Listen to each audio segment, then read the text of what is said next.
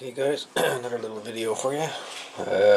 Again on the Uniden Bearcat BC 75XLT.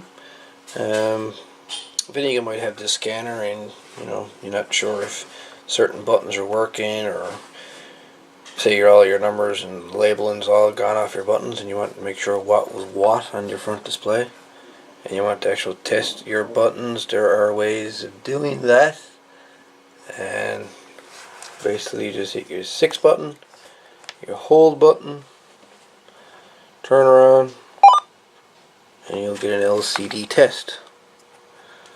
And then as you hit each button on the keypad, it'll come on a display and tell you what button is what.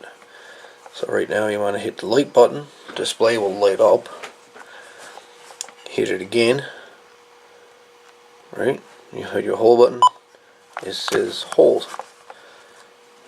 Scan, search, lockout, 1, 2, 3.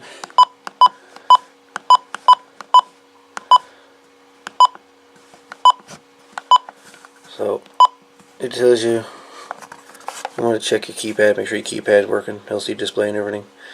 That is how it's done. And to reset your radio back to normal, just press your power button, or you can check your channel button here as well.